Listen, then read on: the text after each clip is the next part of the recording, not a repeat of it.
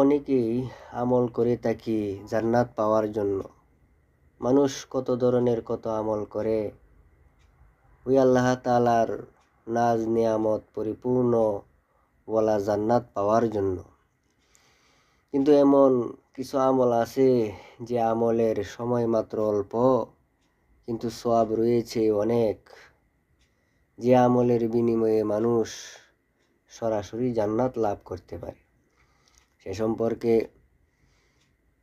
সহিহুল জামে হাদিস গ্রন্থে 6464 নম্বর হাদিসে রয়েছে, হযরত আবু উমামা রাদিয়াল্লাহু তাআলা আনহু থেকে বর্ণিত, নবী করিম সাল্লাল্লাহু আলাইহি সাল্লাম বলেন, প্রত্যেক ওই মানুষ যে ফরজ নামাজের পর একবার আয়াতুল কুরসি পাঠ করবে, তার জন্য মৃত্যুই হবে জান্নাতে যাওয়ার বাধা। অর্থাৎ সে যখন মৃত্যুবরণ করবে, সাথে সাথে আল্লাহ তাআলা ওই আমলের বিনিময়ে জান্নাত দিয়ে দিবেন। সুবহানাল্লাহ।